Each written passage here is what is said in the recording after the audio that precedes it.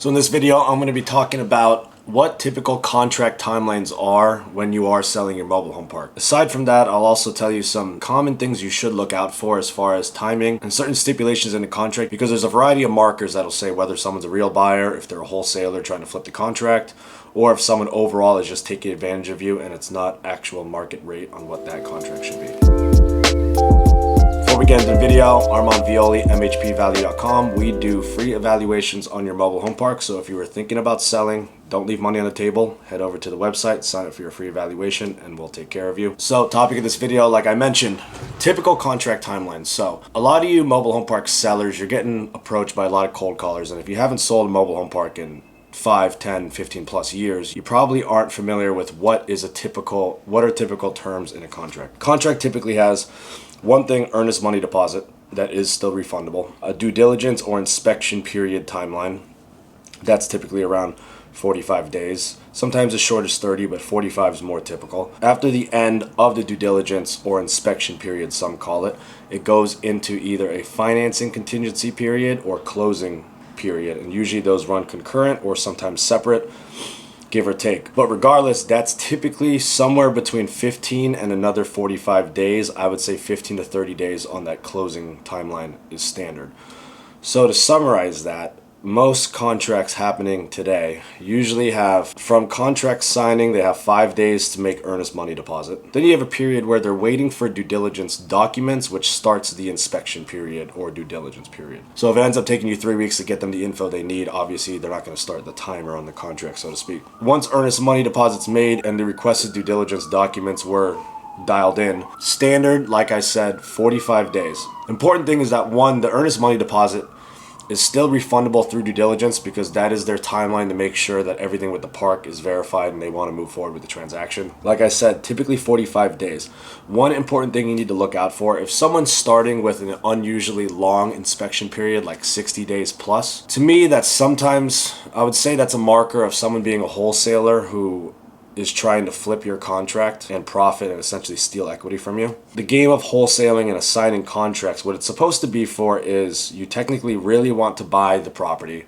You end up not wanting to buy it, so now you assign that contract for potentially more money. The problem is in the mobile home park space, you have a lot of people that are intentionally getting parks under contract below market value because there's a lot of older generational owners who aren't aware of what their park is worth, which is why MHPValue.com helps you with that. When they're not aware of what it's worth, let's say you have a $3 million property, wholesaler gets them under contract at $2.5 million, and then they'll assign it to the next buyer at $2.7 without you knowing, effectively stealing $200K in equity from you. Is it an ethical thing to do? That's a debate, because there's an ethical way to do it, which is you genuinely were trying to buy the property. Or on the flip side, you have people just flipping the contracts. But 45-day due diligence is what's standard and what most actual buyers are going to have. When they have 60 to 90-day due diligence timelines, probably a wholesaler. Now, with the 45-day due diligence, everyone's going to have some type of extension clause in there usually. I would say, to protect yourself from having someone who in their contract has language saying you could have 1, 2, 3 extensions of like 15, 30 days at a time, I would allow a buyer to have one extension, but there needs to be additional earnest money deposit put up. So that way, at least they have more skin in the game and they're actually trying to buy the property rather than not. Now, once we're done with this due diligence timeline of 45 days, earnest money deposit typically goes hard, and now it moves somewhere into a 15 to 30 day financing contingency / closing timeline. Now, I've seen it all over the board, whether it's 15-day financing contingency period and then a 30-day closing timeline after.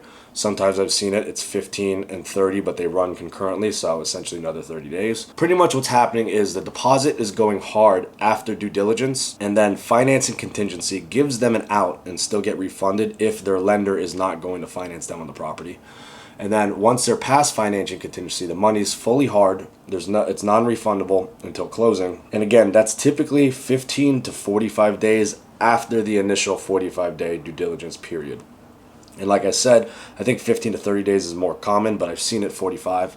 And now with interest rates being higher and lenders tightening up, I would imagine people stretch it out with some type of financing contingency in there. So to summarize this video, you're looking at a bunch of different offers. Without knowing specific details, I would advise that your contract timeline typically matches up with earnest money deposit comes in. Once due diligence gets started, it's a 45-day inspection or due diligence period, whatever they want to call it.